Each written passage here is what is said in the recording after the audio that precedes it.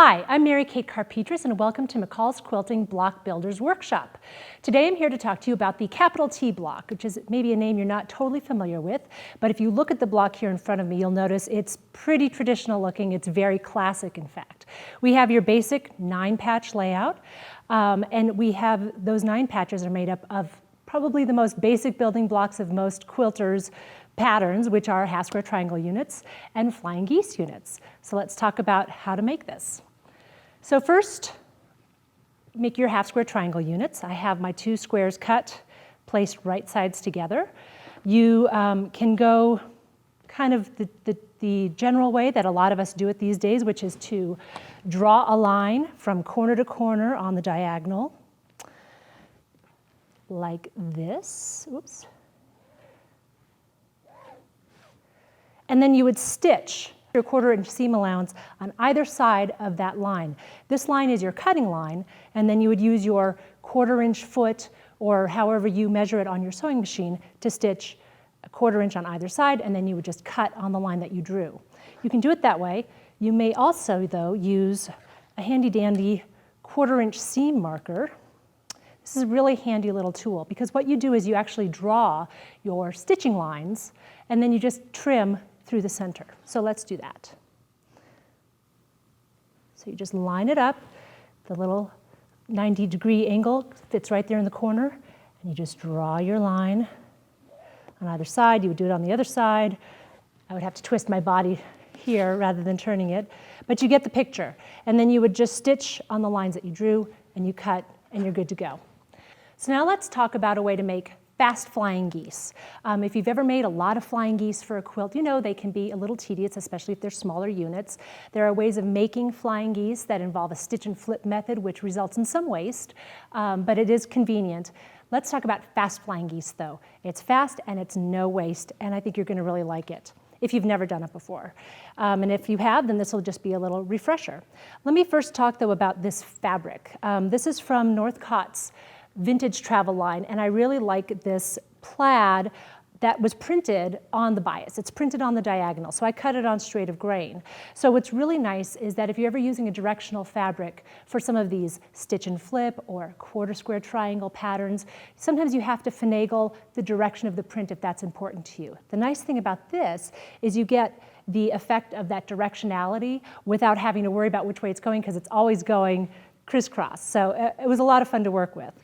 Okay, so going back to how to make the fast flying geese, you put your main square.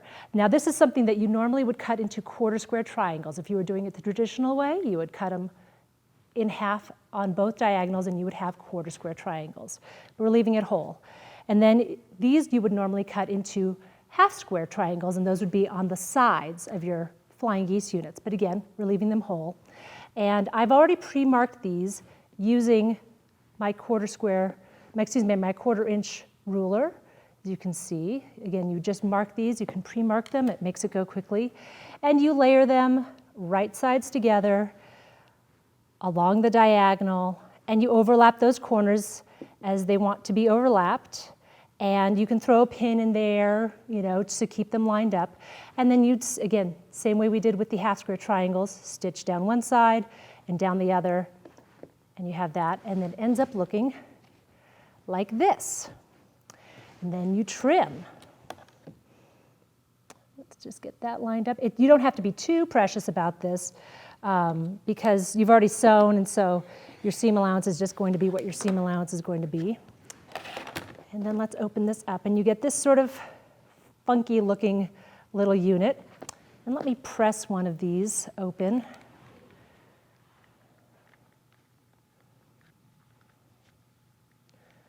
So this is clearly not something that you can put into a quilt as is.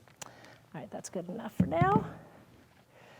The next step is to take another square, one of your smaller squares that you've marked, and you lay it, you align it with your 1/4 square at this point.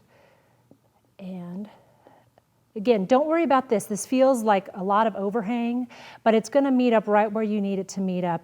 And again, you just stitch and stitch, and you end up with something that looks like this. guess I did it like that.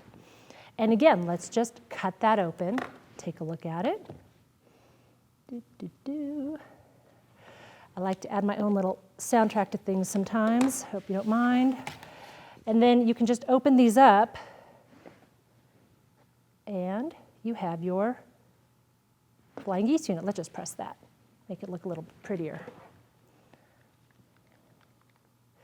Some pretty big dog ears on these things, but then you just trim them up. You'll find that it's pretty accurate when you go and you measure these. They're going to be the size that you want them to be. And again, no waste. You have all the ease of the stitch and flip that a lot of us use to make flying geese units these days. And you can play with them. This is a way to make, you can make 4 of them at a time. So they go very quickly. And you can play, you can experiment. This way you have time to play. In fact, that's what I did with this block. The official block has identical flying geese units, but I reversed the orientation, or I reversed the fabric placement because I liked the arrow that was created here. So that's just another fun thing that you can do. The nice thing about flying geese units and half square triangle units is that you can play with them in so many ways, come up with your own placements, with your own looks. So I hope that helped. We look forward to seeing you next time. Thanks. Take care. Bye-bye.